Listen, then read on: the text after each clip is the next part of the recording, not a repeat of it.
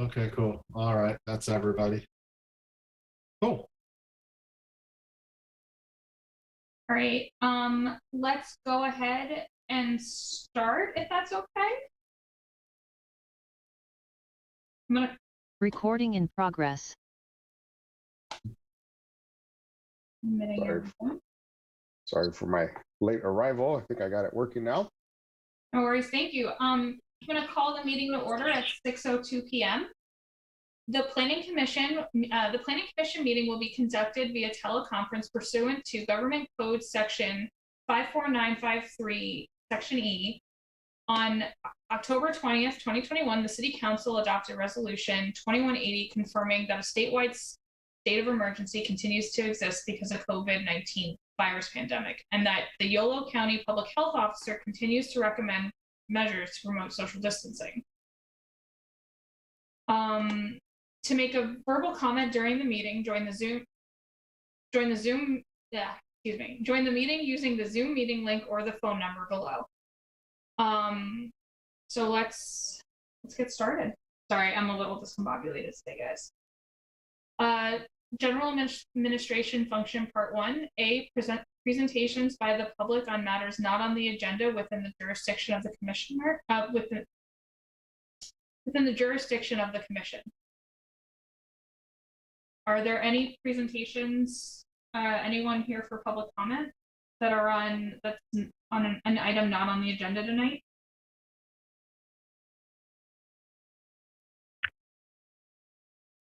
Madam Clerk? Like we have none. Okay. Moving on to B, correspondence and staff communications from the Planning Commission Secretary. Yes, thank you, Chair Berliner. It's good to see everyone again. It's been a little while.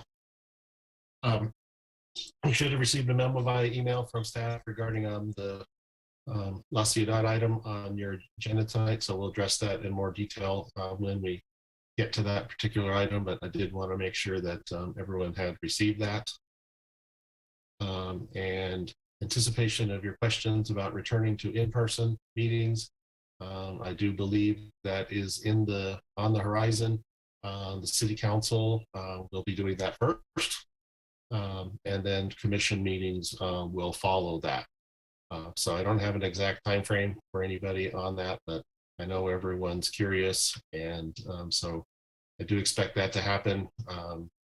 Probably going to be a couple more months, but the council's going to meet in person first, and then commissions will transition into meeting in person as well. And then once we do have something definitive on that, we can talk about some of the logistics of what that will mean to meet in person and be at the chambers and all of that, especially for anyone who has been on the commission during our entire pandemic time and thus hasn't had that opportunity to be able to meet in person at City Hall, at the council chambers. So stay tuned on that, but I figured folks might be a little curious, so I just want to provide an update on that at this time.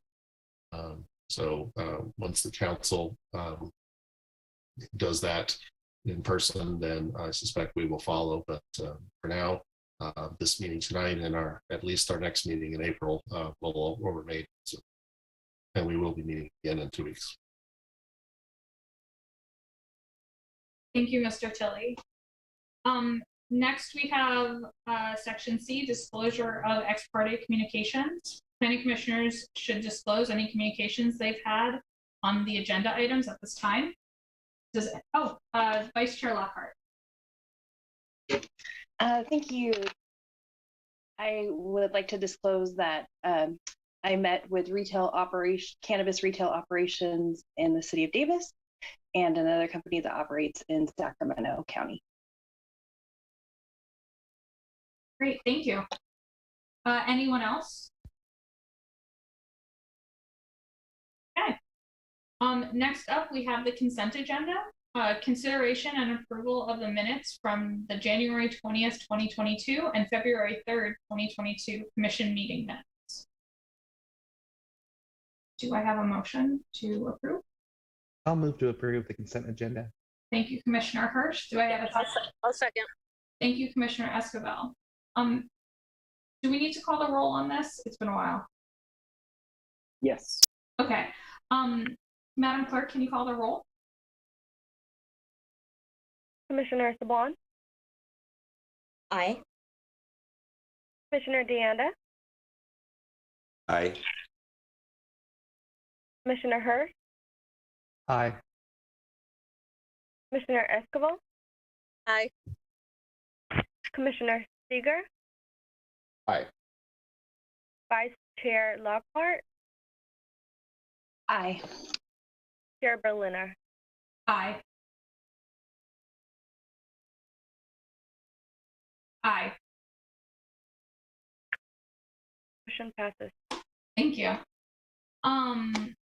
Next up on the regular agenda, we have item number 3, consideration of Washington specific plan minor deviation and design review for a proposed restaurant at 422 to 424 C Street. I believe we got a memo on this, though. Yeah, so I'll let Kathy get into that a little bit. The main thing tonight is if there is anyone here who wanted to provide public comment on that particular item, we should take it. Otherwise, we would ask that you move that until our next meeting on the 21st. So Kathy, do you want to just shortly add the continuance? Yeah, we're asking for a continuance to the next meeting. An issue has arisen with staff from one of our divisions regarding their trash enclosure proposal, and we need to flesh that out a little more prior to bringing it to you because it is part of the design review component. So we would ask for a 2-week continuance so we can get that taken care of before we bring it to you. Thank you, Ms. Allen. I think we should respect staff's request, but I do want to open it up for public comment in case there's anyone who'd like to speak on this item. Is there anyone who'd like to comment on this item tonight?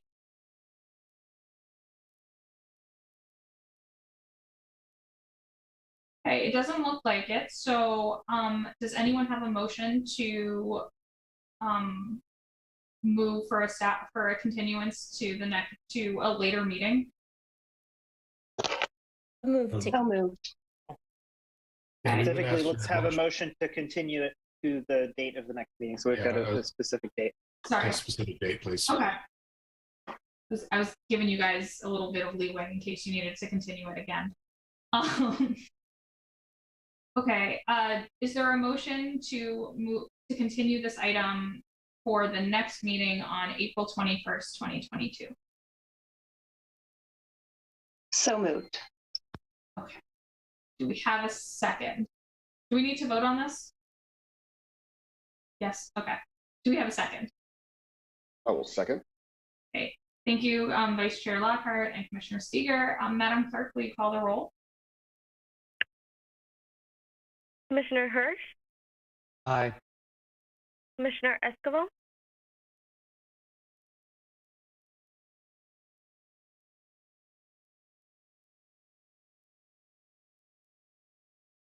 Commissioner Sablon,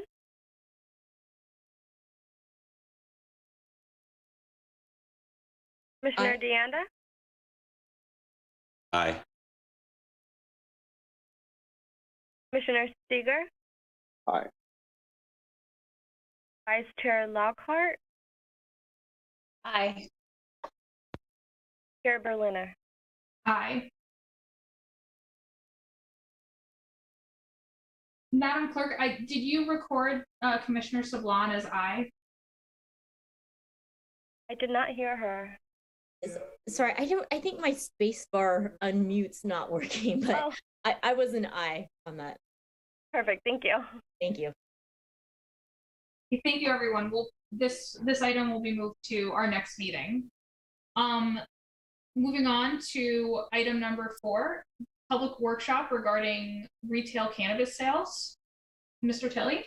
Yes, I'm going to do this one. And so just like to preface this one a little bit before I get into a short PowerPoint. We presented this item to the city council back in February. And so the council gave us some very initial direction on what they're thinking about when it comes to retail cannabis sales. They will certainly need to weigh in more before we can, really flesh this out, too much. So, and also we want to be mindful of ever getting ahead of the council. But given that the council is very busy right now with a variety of matters, I wanted to bring this matter to the planning commission for some initial input, since eventually you will be asked to make a formal recommendation to the council on this topic. And I'd like to have some of your feedback, with me to take to the council when I go back up there next, to help get perhaps a little more detailed direction once the council's agendas are, hopefully returning to a little bit more, normalcy. So, so I just want to preface that a little bit for everybody, that council has. I don't think council has weighed in fully on this yet, but they've at least given us enough to get started. And so that's where we're at right now on this effort. And so with that, I'm going to go ahead and share my screen and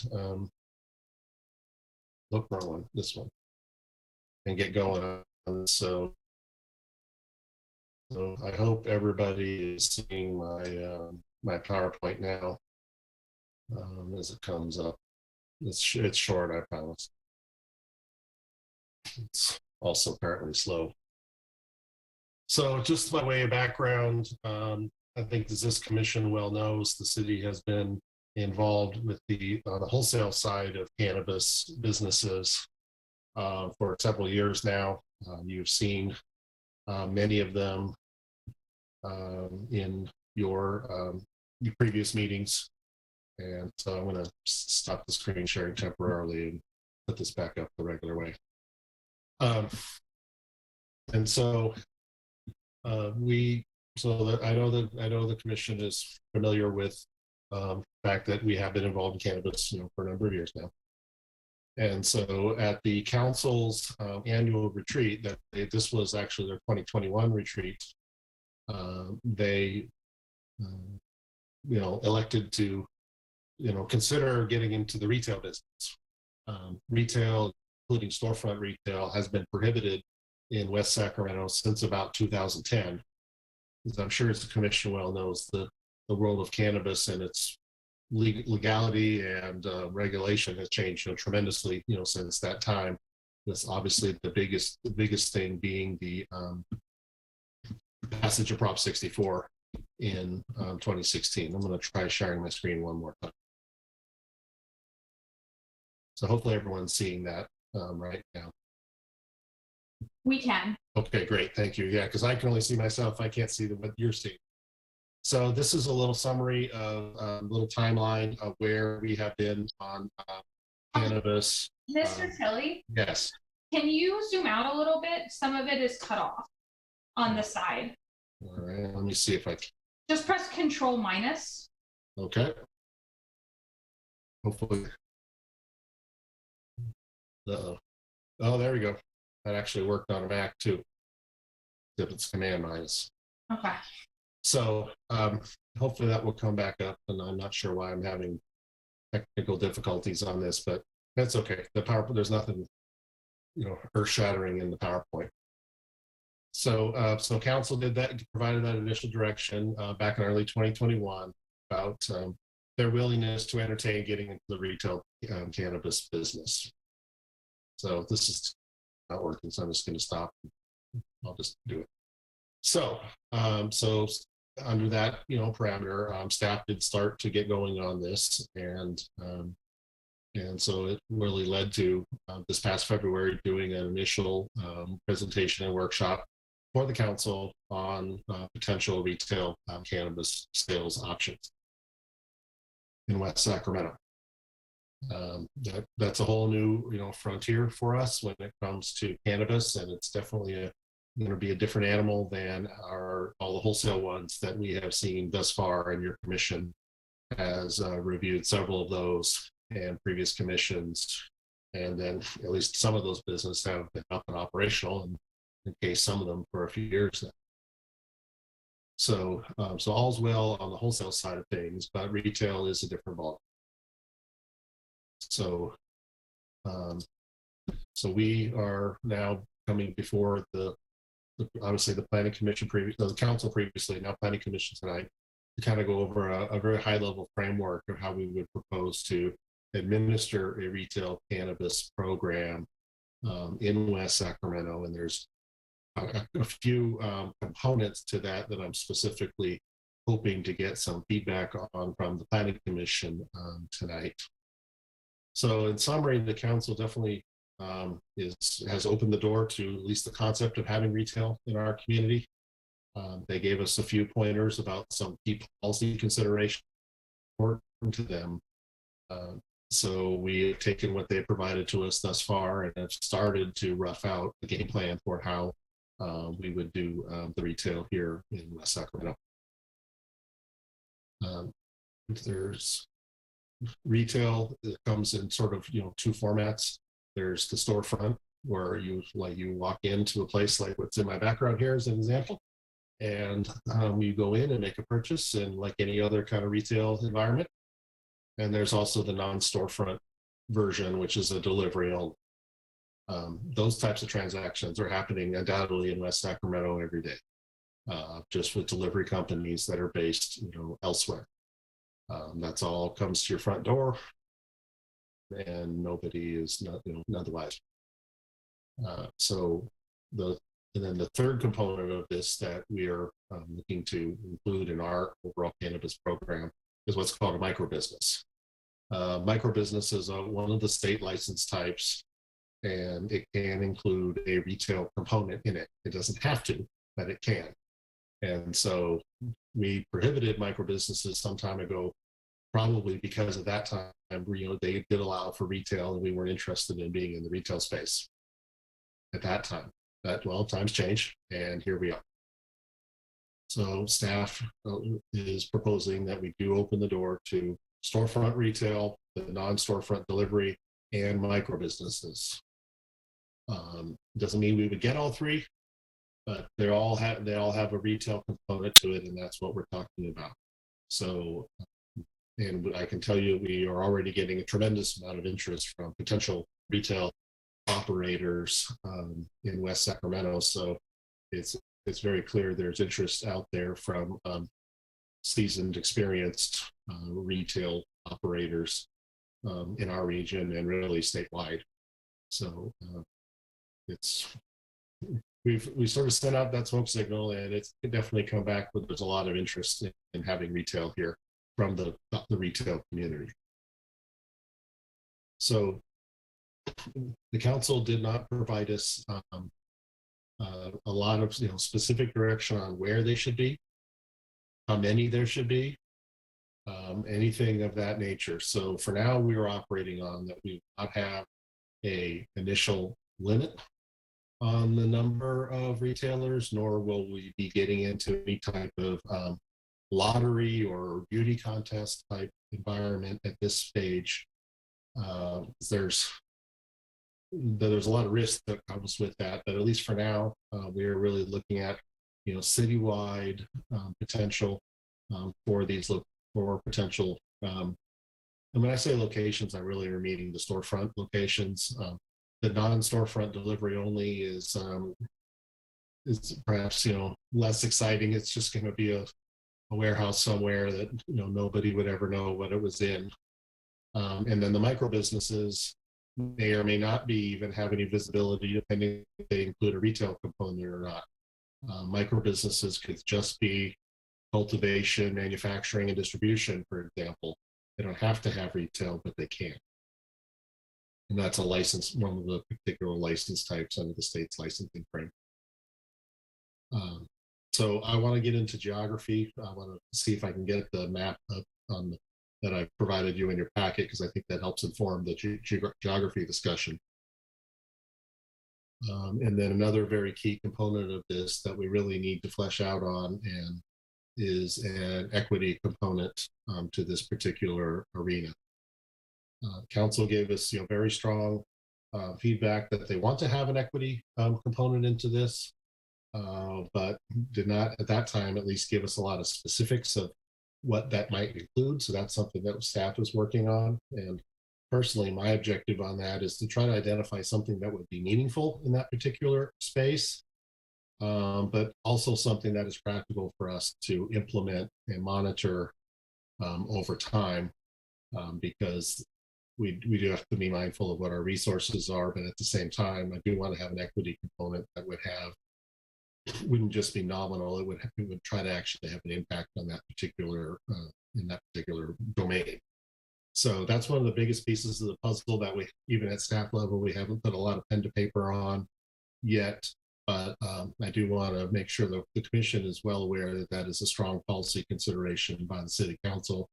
And so when we do start framing that up, we will absolutely need to get planning commission input on the equity side of this as we go forward as well. So trying to get you all up to speed to where the council is at, and then try to get some more input tonight so that we can take it forward to the council, sort of get the bookends of this, and then our work here at the planning commission would really then get into a lot of the detail, since we'll be setting up the regulatory framework by which then the planning commission will consider future retail applications. You will see every one of them under our current proposed framework. So I'm going to try to put this map up so we can get into the geography discussion tonight. And I'll try to preface that with a little bit of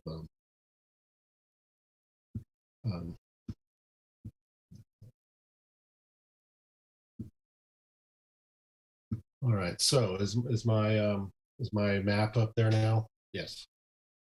So the council provided us some initial direction on geography in that they did not want storefront retail establishments to be within some proximity of schools, youth centers, things of that nature. So the general thing in the law references a 600-foot buffer from those kinds of facilities. So that's what this particular map represents. I asked our IT staff to make this map, and we started off being very conservative. We obviously identified, every, K through 6, K8, K12 school, every commercial daycare type facility, the Collins Teen Center as an example. But I also put in all of the charter schools in traditional and non-traditional formats that we have in our city, because I wanted to see what that would really represent and what areas would be included, what areas would be excluded, things like that. So this is still a work in progress. But one of the things I wanted to focus on tonight and get some input from the Planning Commission on is there were some unintended consequences, if you will, from this buffering in this manner. It really would make ineligible what we think at staff level, some key areas that would be, good sites for storefront, and with the hope then that the storefronts will also then help activate the surrounding areas, since they are, we have some underperforming commercial areas, at the moment. And so it would be great to try to use some of this energy to activate those areas as much as possible. So I want to zoom in and show a couple of examples. On the top end, most schools tend to be in residential neighborhoods where there's not commercial space around there anyway. So that was, those ones, are not really a big deal because there's no commercial area over there anyway.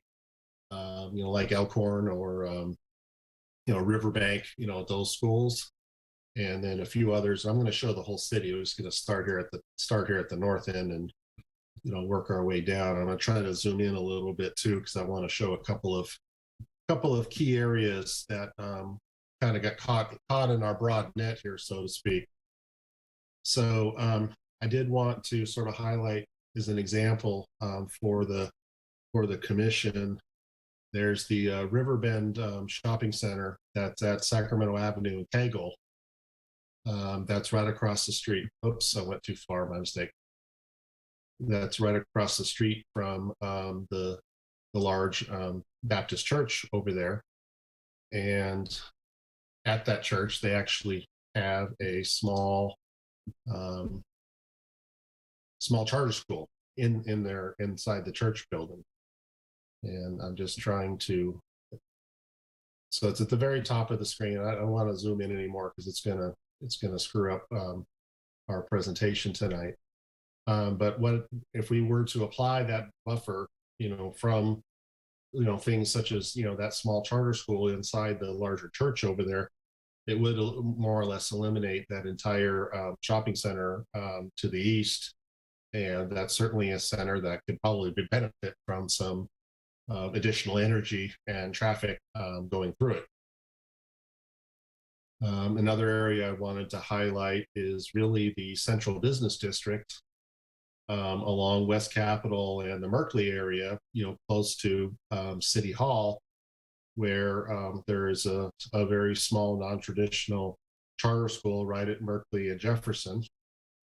And then there's also a very small charter school at the Dharma Realm facility at Merkley and El Rancho. So these are very small, schools, and most of them don't have a kind of a traditional classroom environment. So there's not a lot of student density or even student population at these schools.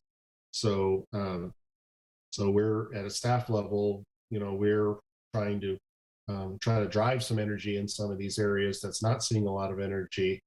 So we want to be careful about how we apply certain buffers, because we don't want to eliminate most possible areas, where a storefront could go.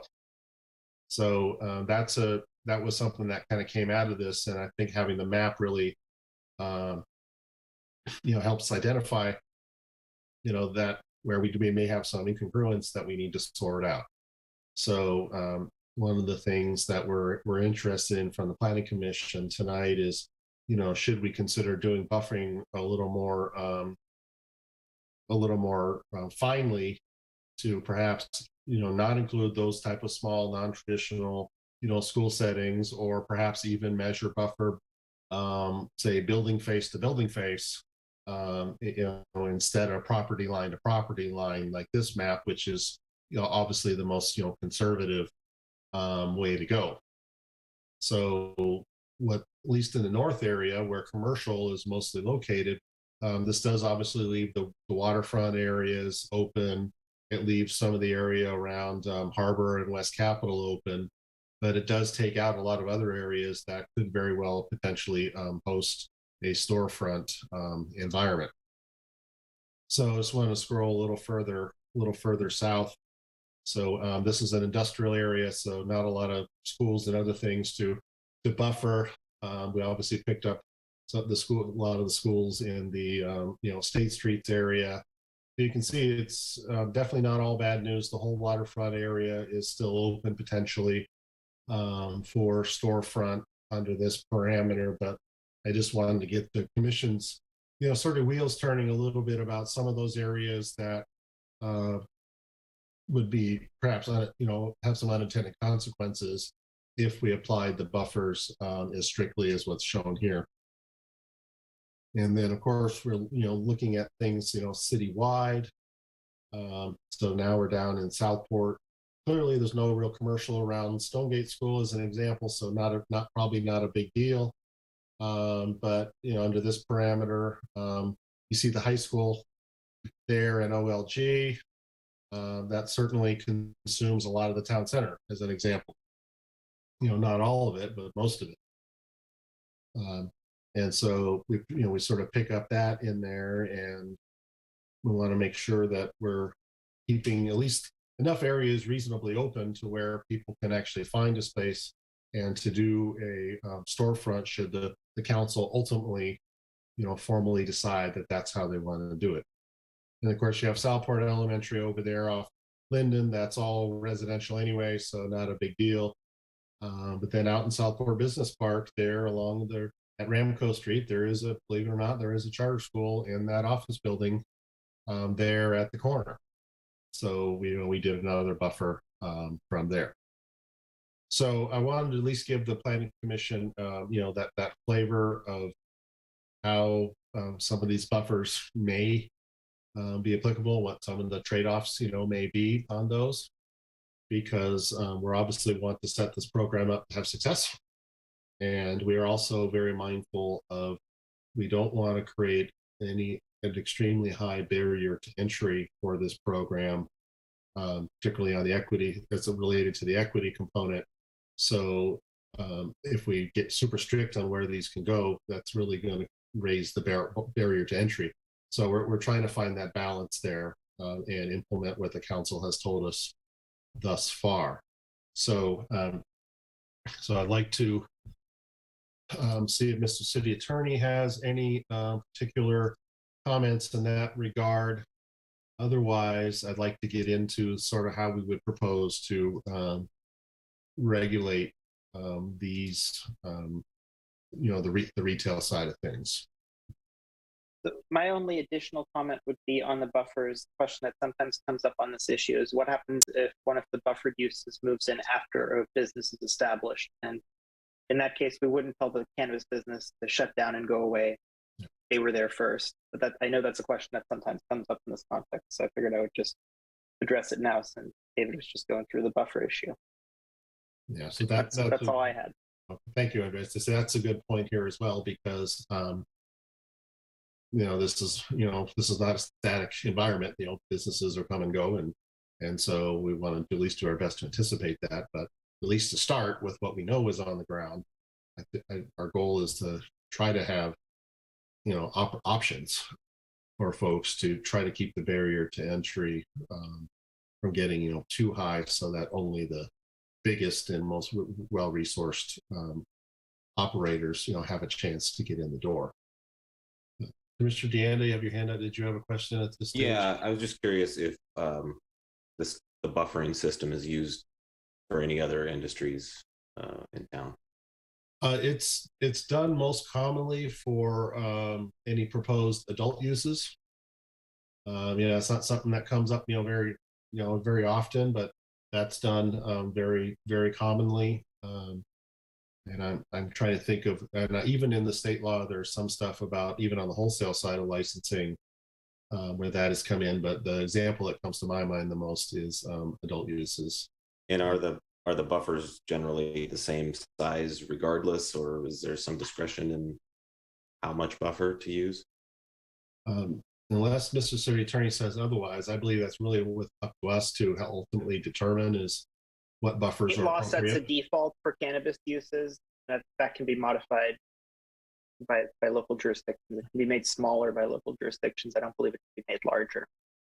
Yeah, and we have approved a few wholesale cannabis projects that, at least as the crow flies, were within that buffer, but they were buffered by other industrial buildings and freeways, things like that. But we've we have that, we're running across that a couple times.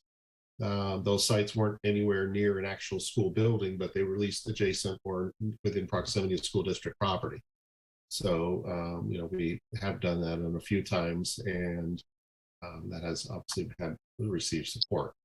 But buffers for various things are not out of the ordinary. We don't do them that much, but they are, every city is going to have a buffer for something at a minimum adult uses. So that's one of the other components here. And so our sort of proposed regulatory scheme is, Commissioner Lockhart? I was wondering if any jurisdictions that permit retail cannabis have buffer zones, and if so, what are their buffer zones? That is that's information that we are gathering right now. Some jurisdictions have buffers where to keep not necessarily dispensaries far from a school or something, but to keep them far from each other, so that they don't all go in one big clump somewhere, as an example. So I imagine that's probably fairly common to have some level of buffer. So we are gathering some of that information, and ultimately, when we are back for some further discussion on that, I want to have a lot more detail for you on that particular point. So our proposed regulatory scheme here, we do want to do something somewhat analogous to our wholesale side of things, where we would do a use permit and development agreement and bring those forward to the planning commission as package, similarly to the other ones. And we will be probably gathering a lot more information about potential operators and making that available to the planning commission when you're ultimately considering them. And then we're also proposing to do a cannabis license. This is would be a ministerial action that would come toward the end of the process after the use permit and development agreement had been considered by planning commission and council. And what the purpose of this is really is it's a license, so it's revocable if necessary, and would provide the city with some level of administrative access to these facilities to make sure that they are following whatever the eventual criteria are for operating conditions are established. The use permit and development agreements are a different animal and have a different level of weight when it comes to property rights and things of that nature. The license is a little different operation because it would allow us administratively to visit a site, make sure their operating hours are what they're supposed to be, or any of the other operating criteria that we ultimately establish, and that would then allow us over time to make sure we're monitoring those things and make sure that each eventual operator is following the conditions that have been set forth by the planning commission and the council. So that we want to make sure we don't want to overdo this, but we don't want to underdo it either, and that's sort of the sweet spot we're trying to find here. And the other thing on scale, most of these facilities are going to be substantially smaller than the wholesale ones we have seen. 2,000-3,000 square feet, maybe even less. Versus I think the last wholesale one that you guys saw was well over 100,000 square feet building that they'll be doing a lot of cultivation in. So that's sort of how we've generally set this up. We're working following some models from some other communities, but then also making sure we're taking into account West Sacramento's, unique characteristics and what our community values are. But we are estimating that most rules of thumb say about one storefront for about every 10,000 people. So if that metric holds true, we might be looking at potentially a market size of up to 5 dispensaries. But we'll see how many actually happen, and then each one will still need its individual approvals from the planning commission and the council. So we will retain full discretion, and the planning commission will have its opportunity to consider each application on its merits, when they come before you in the future. So we are not trying to hide the ball from the planning commission here at all. I really wanted to bring this up to the planning commission tonight because we will need to be talking about this at least a couple more times before we're ready for any formal actions or decisions. So I did want to get the commission kind of thinking about this stuff, and also I know if you're anything like me, you may be getting inquiries from potential operators. So I at least wanted you to have a basis for where we stand right now and where we may be going.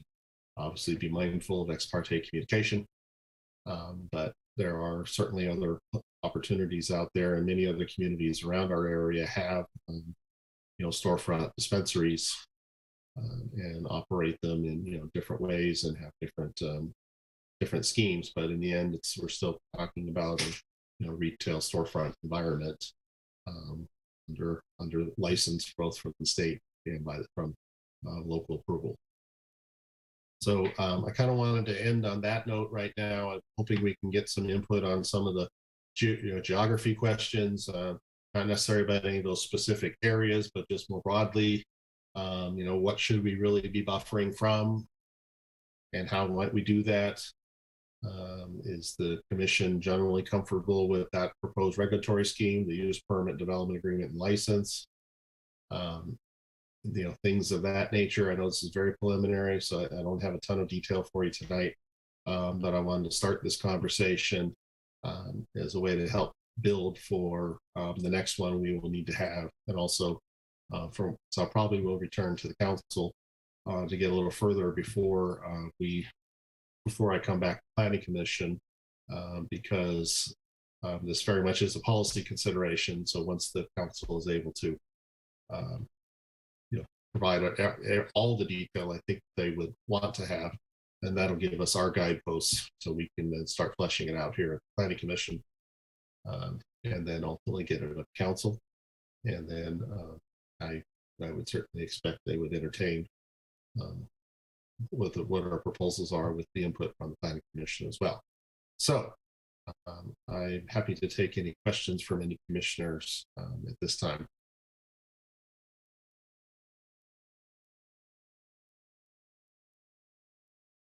Does anyone have any, do any commissioners have any questions? I have a couple. Oh, okay. Commissioner Hirsch? Thanks, Chair Berliner. I have several questions, but actually I wasn't sure if we've taken public comment on this item yet, if it was appropriate to ask the questions before public comment. You could do it before or after. But at a minimum, we definitely want to take public comment. Yeah, and I was thinking that I'd let everyone get a chance to ask their questions and then open it up for public comment. Okay. Got it. Thanks, Chair Berliner. In that case, I'm happy to begin. Mr. Tilley, thank you for the presentation. I found it very informative, both the presentation now as well as in the agenda packet. A lot of items to think about. Let me start first and foremost by saying, I do think the city of West Sacramento should allow retail sales of cannabis, as the staff report noted, and I'm just pulling it up here so I don't miscite it. But when California voters approved Prop 64 back in 2016, the ballot measure passed in Yolo County was 60.5% of the vote, and 15 of the 17 voting precincts in West Sacramento at the time. So I think that indicates that there is widespread support within the city of West Sacramento for legalized cannabis businesses. Just going down the list of topics today, Mr. Tilley, first and foremost to me, I do think that if the city of West Sacramento goes down this path, it's very important to have an equity component. And for decades, there has been sometimes unequal enforcement of previous cannabis laws. So I think having an equity component to make sure that some of the communities that were most impacted by that enforcement can have a fair playing field at entering this new industry is important.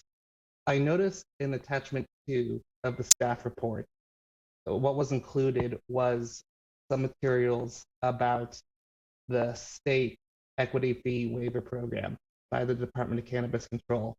And is that included as an example of the existing equity programs that exist at the state level, or is it included as an example of perhaps what the city of West Sacramento could do with a local equity fee waiver program? I wasn't quite sure.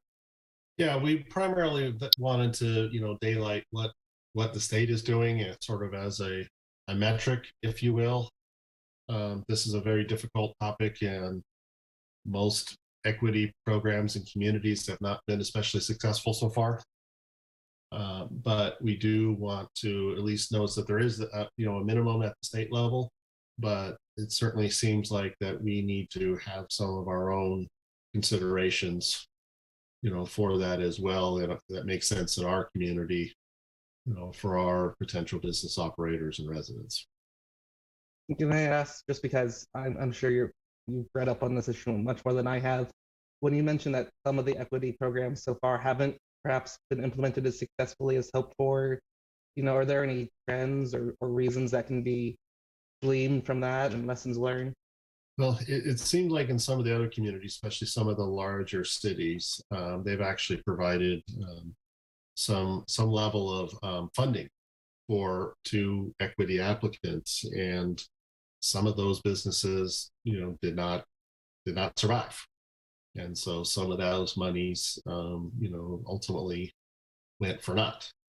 But I think that's something that, has to be perhaps understood, that it's, for someone who's not particularly well resourced, it's not going to be easy to get any kind of business, up and running, from scratch, especially a business like this where there's direct competition still with the illicit market. I was on a webinar, CalEd webinar yesterday, and they reported that still less than half of the cannabis sales in California are from legal businesses, as compared to like Colorado, where it's 90% is going through legal businesses. So we still have a ways to go in terms of helping all potential legitimate businesses, be they equity applicants or not, helping them be successful, because they are competing against the illicit market still, which probably does not have all of the costs involved that any legal business would have. So that is a big problem. That's bigger than us, of course, but I think we need to be mindful of it, that any business, whether they have a lot of capital or not, is still going to be competing against an illicit market, and that's tough for all. Yeah, I appreciate that. I didn't realize the difference was so striking between Colorado legal versus illegal market, California legal versus illegal market. I didn't either until yesterday, but that was a very important statistic that came into that stuck with me, because I was like, wow, well, we have some work to do here if we are ever going to, put a serious dent in the illicit market, which I believe was part of the intent of Proposition 64 in the first place, was to get this into a regulated market, a healthier market versus an illicit market. Clearly, that illicit market is still out there and has the majority of sales. Not entirely sure how they measured that, but it's. I believe it's got to be in the ballpark of what's really happening. Yeah. No, to me, that data point means that it's really important to strike a balance as the city goes about legalizing this industry, in terms of, fees that can be imposed, or discussion about capping the number of businesses or location of businesses. If the whatever ultimate decision is about location inadvertently caps the number, again, if the goal is to move this market so that the legal market outnumbers the illicit market, I think those are really important considerations. And to the equity component that you mentioned as well, given the lessons from other cities, I think it's understandable sometimes for equity applicants that qualify. As you said, it's sometimes difficult for anyone to open a business in a new industry. So it's understandable if not every business is going to succeed. But I think that when evaluating applicants for whatever equity component the city ultimately goes down, that shouldn't be necessarily a barrier to qualification for the equity program. But I guess segueing from the focus on equity, then I did also have a question based off the staff report, the discussion about whether there should be a tax rate, and if so, what the tax rate should be. I noticed in the report it mentioned that the city of Sacramento, so our closest city, has a 4% tax rate. And it was also mentioned that the city of Davis approved a tax that seemed to generate a sizable amount of revenue for that city. But I couldn't see what the tax rate for the city of Davis was, if you share. I'm not sure what that is exactly offhand. If they have a tax, or if they are doing something more analogous to what we are doing off the top of my head. I will find out, because that was another important point for the council, in their desire to not overdo it, but try to remain competitive out there. And so they didn't settle on a number, at that meeting. But I think the general premise is that we will want to have a number that is in line with where the region is at and does not, we're not looking to undercut, anybody, but we don't want to be way out of the stratosphere like some of these other cities are, where they're like, 10, 15%, on top of all the other taxes, the seed to sale tax, the cumulative taxation on this, that once you get to a retail customer level, is pretty substantial. 30 to 40% when you add it all up. So that certainly doesn't help any business survive, especially when they're competing against an illicit market where there is no tax. No, I completely agree with that perspective. Especially going back to the comparison, if the goal is to move the majority of sales from the illicit market to the legal market, I think that whatever tax rate is settled on should be a balanced approach. I agree. I think setting it at a rate that's comparable to our neighboring localities would be my personal preference if the city goes down that route. And I do think a tax is appropriate as long as it is at the comparable level, as you said. Yeah, and just so we're clear, we're not talking about a voter-approved, tax in the formal meaning of the word. This would be a revenue contribution. It would be a plank in the development agreements, similar to the wholesale side of things. So I don't believe there's any interest in going to the voters for some formal tax like some communities have done. So I just wanted to make that clarification about that word tax is kind of a loaded word. Got it. Okay, Especially this time of year. That is helpful. I wasn't sure. So City of Davis uses the T word, but City of Sacramento does not.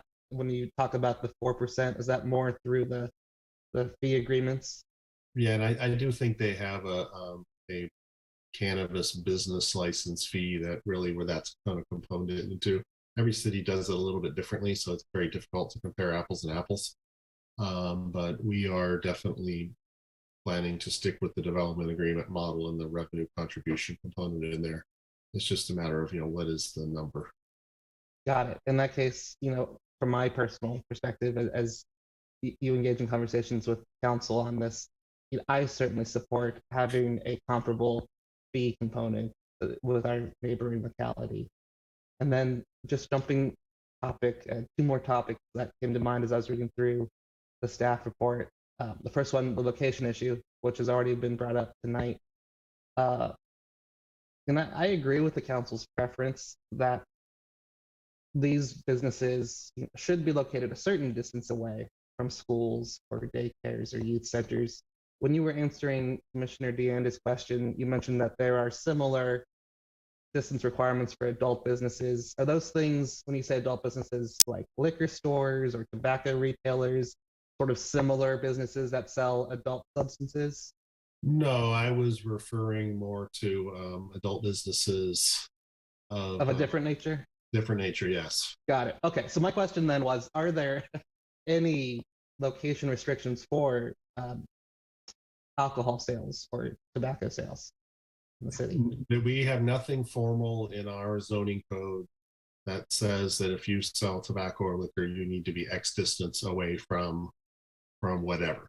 I believe there's some stuff in the on the alcohol side. I believe there's some stuff at the state level in terms of alcohol licensing. I recall that being kind of a big deal at the town center once they knew the high school was going to go in. Some of the businesses there thought restaurants thought they might not be able to serve alcohol, as an example. But we have nothing that says that you have to. I mean, if the property was otherwise zoned for that commercial use, and you happen to have a house right next door, we have nothing that says they couldn't do that. Got it. That's helpful. That was not a clear point to me, at least. So, of course, policy decision for council to make, but just in my personal perspective, in my mind, cannabis is a legal substance in the state of California for adult consumption, similar to tobacco and alcohol retail sales. So, for me at least, it perhaps makes sense to have similar location rules, but whatever the ultimate path taken by the city is, looking at the maps that you showed and that were in attachment 1 in the staff report, I did have concerns that the 600-foot buffer as mapped out in the map currently, that it does exclude some of the larger retail centers. As you said, Southport Town Center has a pretty big chunk, not all of it, but a pretty big chunk that would be included within the 600 feet zone. The Riverbend Shopping Plaza, where Ortega's is, as you mentioned, would be excluded. And it looked like as well, and I don't know the name of the shopping center, but the one down at the corner of Linden and Jefferson, so where the Nice's Cafe and Earth's Fresh Food Market is located, it looked like that would be also wholly excluded under the current buffer map. Yeah, that one was, there's a nuance there that we based that on the Montessori that's over there, but where the Montessori is and where like Lisa's is, that's all one big property. So so that center might be 600 feet away from the physical Montessori building, but it's all one parcel. So we based it on that. So that's a nuance, but again, just being conservative to start. And That is an interesting nuance. Is it possible, if the city were to adopt a 600-foot buffer, generally, could it still be done in a way where if within that 600-foot distance there are those major shopping centers, they could be carved out from the buffer zone, or does the buffer have to be applied equally across the city? Well, I believe we can ultimately set this up in a way that makes the most sense for us and be hopefully strategic on it. We could potentially allow for an exception, to it if, certain conditions, are met. So this doesn't have to be as ironclad as it may seem, but we're just starting off from that basis, the sort of real quick direction the council gave us on that particular point. So this is the exercise we're going through now to test some of those buffers and make sure that we don't really exclude any areas that, in the real world we think might be okay. Got it. Well, again, just my own personal preference is moving forward then. I do think it's important, if retail storefront is allowed, that should be eligible to be located in the more highly trafficked, the more visible parts of the city. As the staff report said, there is safety in having this be done in a highly visible part of the city. So some of these shopping centers, in my mind, would be excellent candidates. I don't want to monopolize the topic. I have a lot more to say, but just 2 quick points. One, I do agree with the suggested approval process going through the conditional use permit, development permit, but also the city cannabis license, city business license. I think that's an excellent model, so that, again, if changes need to be made, not every approval runs with the land, but there's opportunities to have a revocable license. And then my final point is, I do think if the city moves forward, that it should approve both storefront retail as well as non-storefront retail. That's all I'll say at this time. Thanks.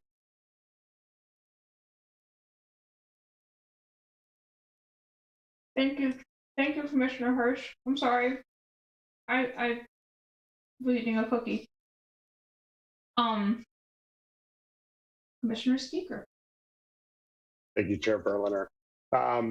So I just had a couple of points on this as well. I certainly have several questions, but I think I'll reserve a lot of them as we continue down this path and continue to have this discussion moving forward. But I too, like Vice Chair Lockhart, had the opportunity to tour one of these retail spaces in Davis, and due to my hardware issues, I probably failed to disclose that as ex parte. So hopefully I can somehow do that on the record. My apologies.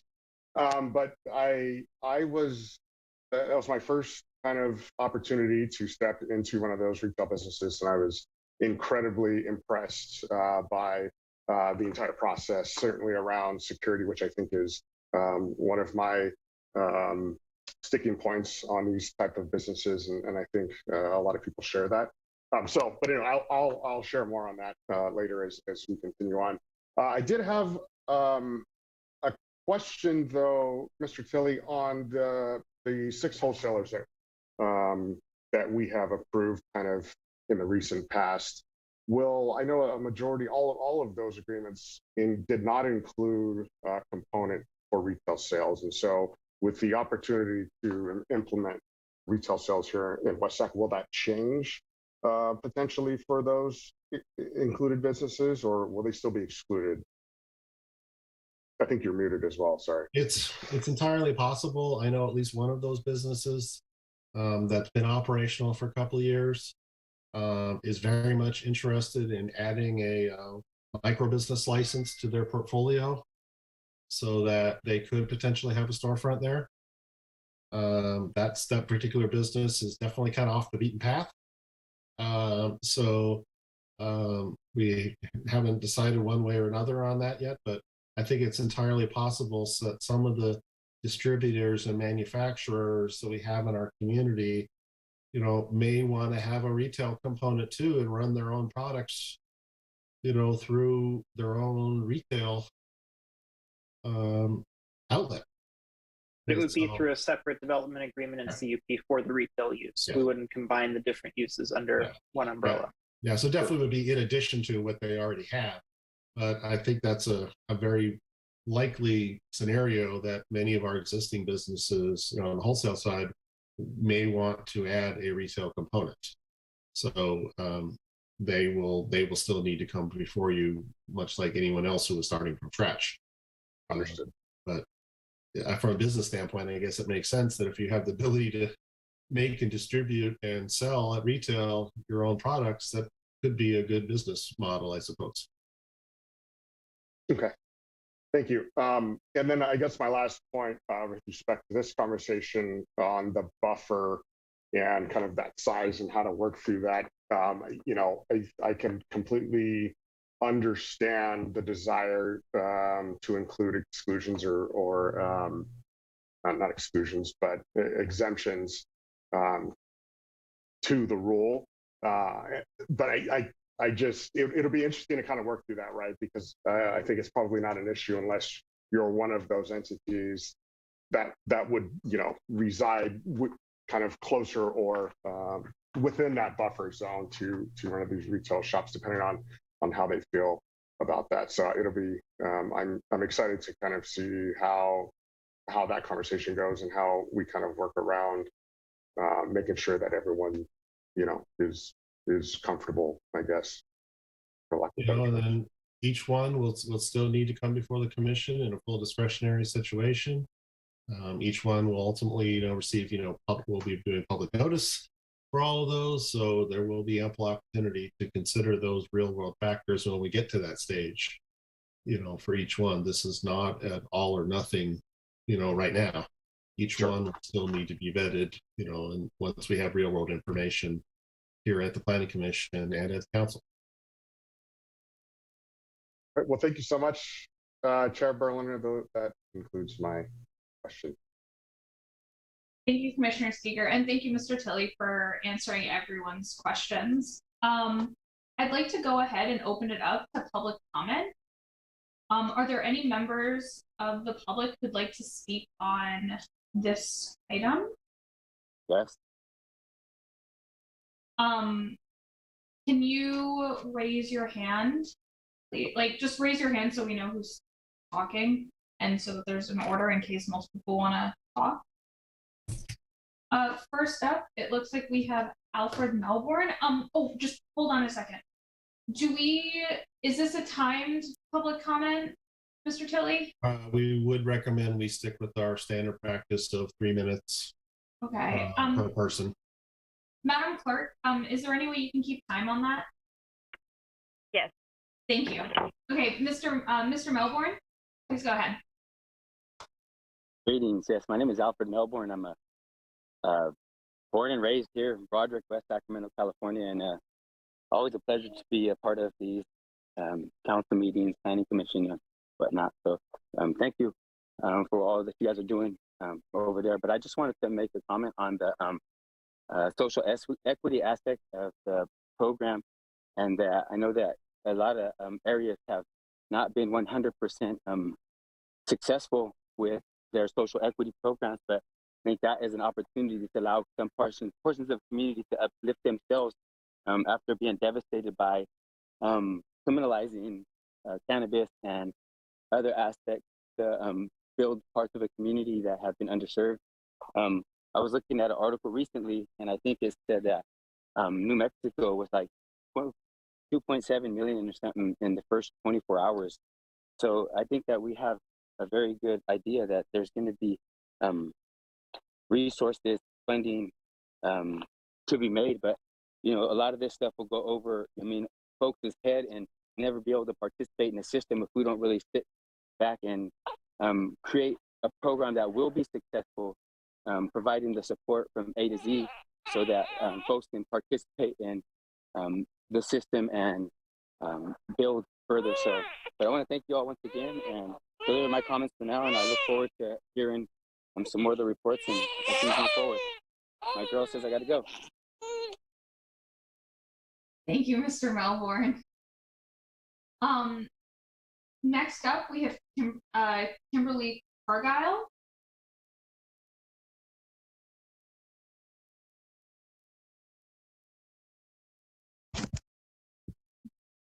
Hello, can you hear me? Yes. Wonderful. Good evening, Planning Commission and staff. My name is Kimberly Cargile. I'm the CEO of a therapeutic alternative, a storefront dispensary in East Sacramento for the last 10 years. After I graduated from college, Humboldt State University, I returned to Sacramento and have been a public advocate for medical cannabis patients in our industry for the last 15 years. I've worked closely on state legislation, regulations, and numerous ordinances throughout Northern California, and currently serve on the board of the National Cannabis Industry Association to help with federal legalization and regulation. I was here in 2010 when it was decided not to allow retail in West Sacramento, and I'm honored to be here tonight as we update this outdated policy. I'm also a graduate of River City High School and am proud to call West Sacramento my hometown. As I have seen many cities and counties roll out retail regulations over the years, I've learned what has worked well for communities and what has not. The first recommendation I have is to provide a merit-based system of choosing operators, as it will ensure that storefront dispensaries are operated with experience and high standards. I recommend completing the process of choosing the companies first, and then asking them to lease or buy a building to complete the conditional use permit process after which. Because this process can take more than a year to complete, many applicants spend hundreds of thousands of dollars of their startup budgets just paying rent and insurance on an empty building. Second, I encourage city to implement a social equity program in order to include social justice in this process and do our part in righting some of the wrongs that have stemmed from prohibition. Next, when it comes to the number allowed, most cities are comfortable with 1 per 10,000 residents, and that sounds reasonable for West Sacramento also. The city of Sacramento has recently completed a comprehensive economic study that showed that cannabis businesses have not made a negative impact on the communities in which they operate. On the contrary, I am proud that we have improved our neighborhood in East Sacramento, and our neighbors are threatening to form a petition to make us stay forever. A therapeutic alternative has operated for over a decade without any negative incident, and we are within 600 feet of McKinley Park, Sutter Middle School, the Greek Orthodox Church and Preschool, public pool, library, and we are right across the street from McKinley Montessori School, who we have a letter of recommendation from. I agree with Commissioner's comments tonight regarding providing more opportunities for retail in the shopping centers in West Sacramento. This is the location that the retail stores should be in, and we should look into providing some variances or changing that 600 feet buffer, as you do have the ability to do so under state law. You can make it whatever is best for your city. I also want to invite you all on a private, transparent tour at your convenience if you ever want to go behind the scenes and see what how dispensaries operate. Sounds like you have got to see some, so that's wonderful. And thank you all for everything you do to make West Sacramento a great place to live and work. Thank you, Ms. Cargile, and thank you, Madam Clerk, for keeping us all on time. So I'm going to leave public comment open in case anyone else from the public wants to speak on this topic, but I'll bring it back to the commissioners to see if anyone has any questions or comments or suggestions or thoughts. Commissioner Sablan. Thank you. So, related to what Ms. Cargile just said, does Sacramento have a buffer on Mr. Tilly? Do you know? Do not know offhand. I apologize for that. I do not know. Okay. Yeah, I guess I'm kind of struggling with that, given that, alcohol and tobacco aren't subject to similar buffers. And I don't know, is it the exposure concern or is it a security issue? Do you know what the policy? As I kind of interpret some of the council's comments on it, I do believe it was kind of an exposure thing. But this was anticipated in the state law, but they did give locals the ability to fine tune that for what makes sense for them. So I'm hoping that when we return to council and provide this a little more detailed geographic information, they might, see how that may have had some unintended consequences. And then we can fine tune that some more to, have this program, really make sense and have the best chance of success in our community.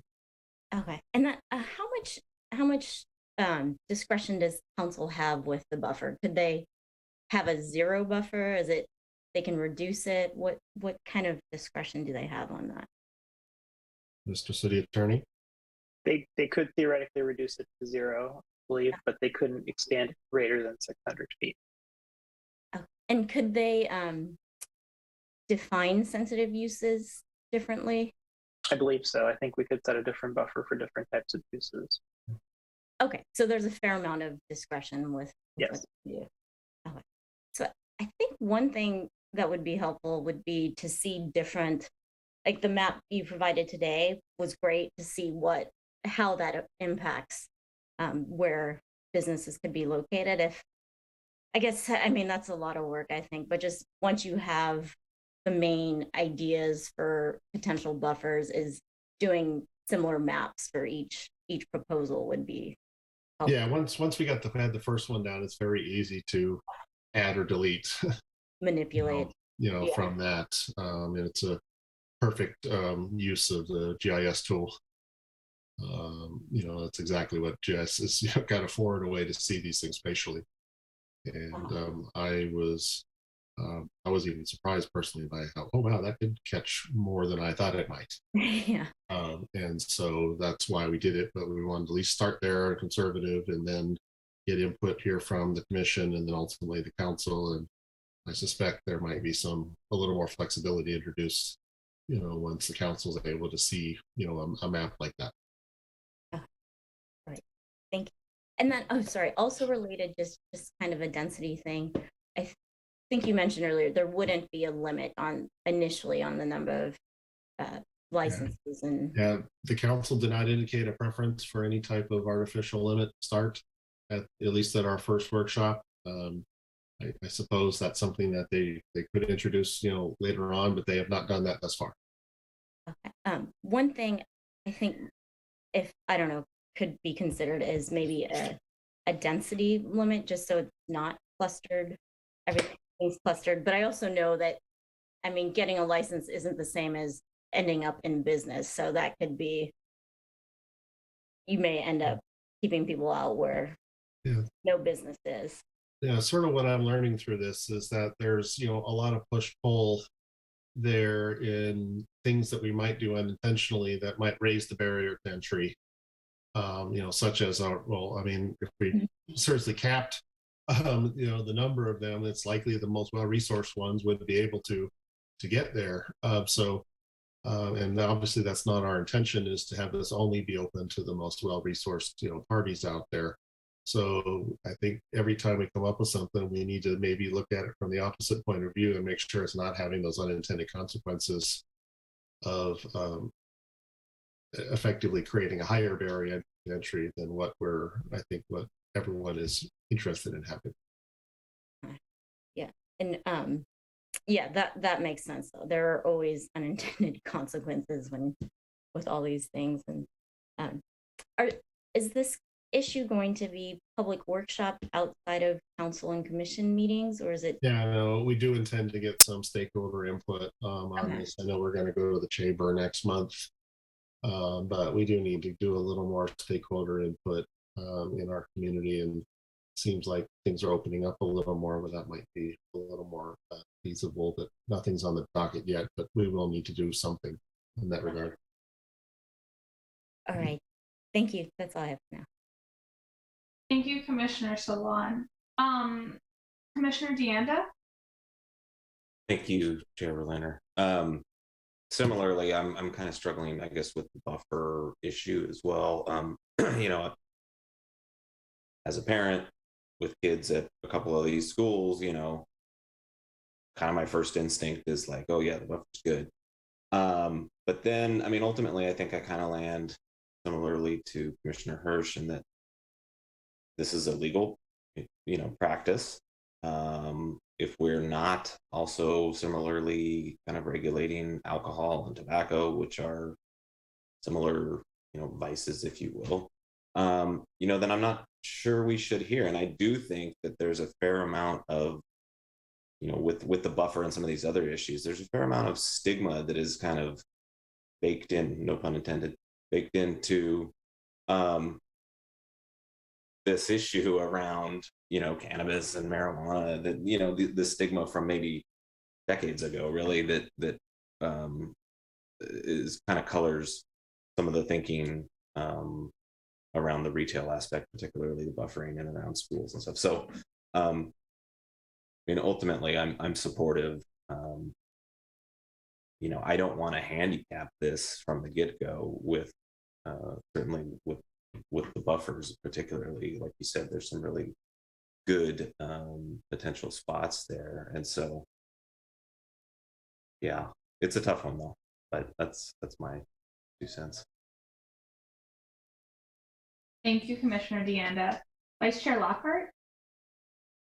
Thank you, Chair Berliner. Not to belabor the point, but I also struggle with the buffer. You know, I understand on one side of the coin it could protect sensitive areas of our city, but at the same time, I worry about creating clusters of similar businesses in certain parts of our town, because that's the only place that these businesses can do business. What helped me land in a different spot is by visiting one, and you know, IDs are checked at the door. They're checked. The one that I visited, they were actually checked twice when someone makes a purchase as well. So I think, you know, there's an added level of security there that doesn't exist to say if you went to a supermarket in town, like you're just checked when you're purchasing, but maybe not always. Like this, that is a regular part of doing business. So that made me feel a little bit different. It made me look at it in a little different lens. And I agree that we should treat it like other products that are restricted to certain age limit. And so I go back and forth with a buffer, but I think it may have more consequences that are unintended and don't create the safety that some people may think it does by creating a buffer. I know that it's going to go through the same process that we already have for other cannabis operations in our city, but will police and fire review be a formal part of the development agreement? Oh yeah, it absolutely will. These facilities definitely need to have particularly from a police standpoint, you know, a fair amount of security. I think you've already identified one area where you really can't even get in the door, literally, without having your ID checked. You know, at these establishments, which is not really common in most places, you know, right? You know, even a liquor store, anybody can almost walk in the door, right? So they'll absolutely need to be part of this. We've had ongoing discussions, you know, with the PD on these facilities and what their needs are going to be. And we have even a third-party consultant helping us out on that front who works on this stuff up and down the state. So I think you can be assured that police and fire will absolutely be at the table, and as they have been all along. Thank you. And another question that I had was about consumption. Some retail operations have lounges where customers can consume on premises. Has planning contemplated that scenario, and how would that work? A few potential operators have asked me about that. I've told them I thought they might be getting ahead of themselves here a little bit on that front. Nobody has raised that issue formally, but I would suspect there may be reluctance to go to that far right now, at least. We're still trying to sort out just a store selling finished products first. But that could be, to me, I see that maybe as the next frontier after we maybe finish this one. And who knows if that's something we'd even be interested in or not. It's not a question we've asked the council. Yeah, I just wanted to flag it because I do have concerns. I feel comfortable with the retail aspect of it, but I have concerns with consumption on premises, especially if we don't have a buffer near these sensitive areas that nullify some of the security concerns I have otherwise. But thank you. That concludes all the questions. Thank you, Vice Chair Lockhart. So I actually have a couple of questions. I'm not going to harp on the buffer point. I don't have kids, so I don't know if I necessarily worry for my imaginary children's safety or exposure to this stuff. I would be more concerned about high schoolers, just because I think they're a little bit older and are more able to recognize and maybe sort of sneak in, break the rules. Although I know you need ID checks, but yeah. One of the questions I did want to ask was,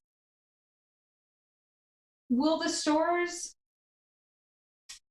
if there are if retail is allowed in West Sacramento, will the stores have names where it is very obvious that it is in fact a cannabis retail outlet, instead of, I don't know, say there happens to be a 916 Cookies in Sacramento, and one would think, oh yes, I could get some really nice fresh baked cookies. That is not what you get there.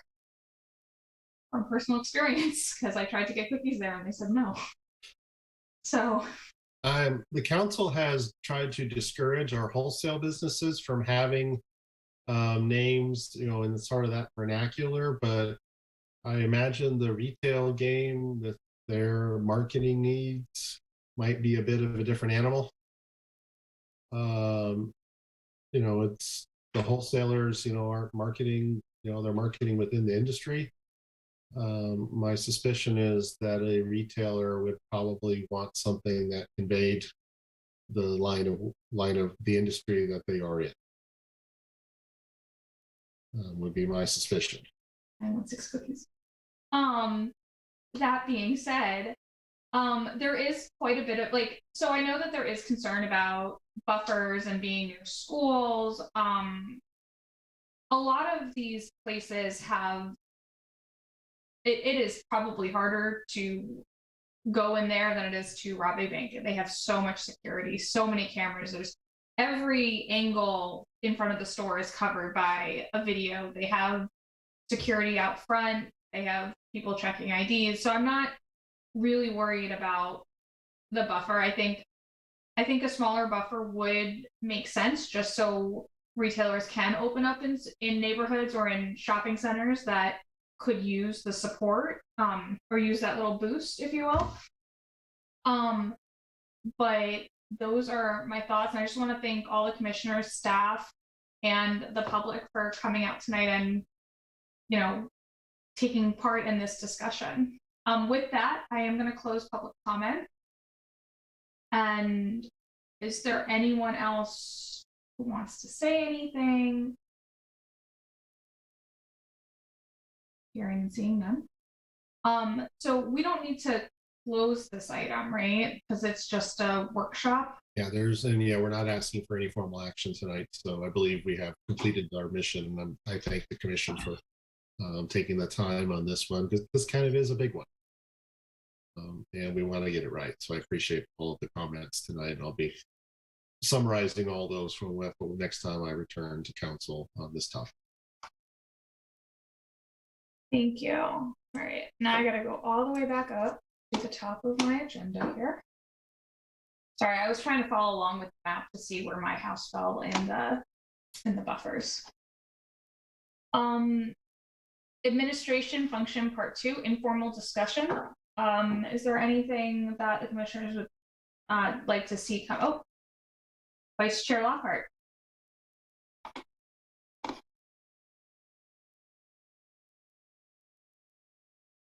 I think you're muted, Vice Chair Lockhart.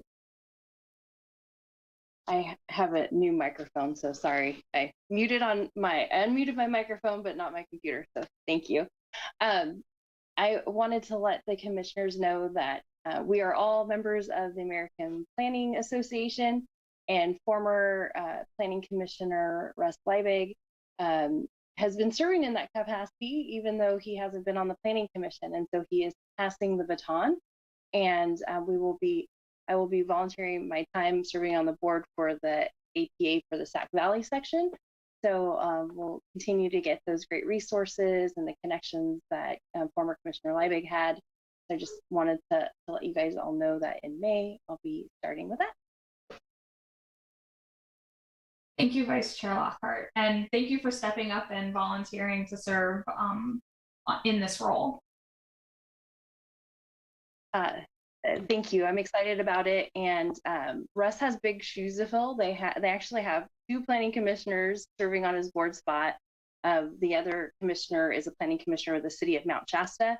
And the APA board like that because then we'll have a urban planning commissioner represented and a rural planning commissioner represented, so to meet the diverse planning needs of our region. Thank you. Commissioner Hirsch? Thanks, Chair Berliner. I just wanted to share with my fellow planning commissioners, I had the opportunity to attend last month the League of California Cities Planning Commissioner Academy. I found it really educational about great planning topics, as well as personally informative.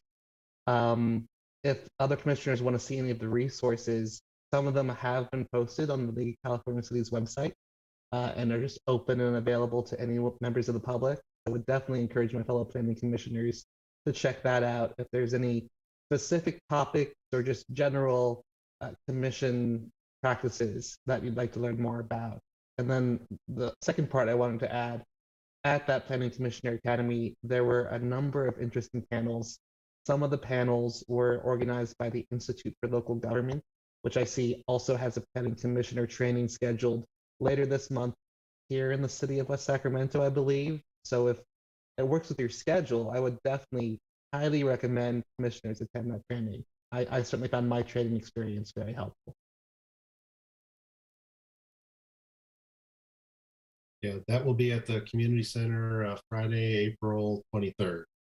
So I encourage anyone who's available, 22nd. I encourage anyone to attend that.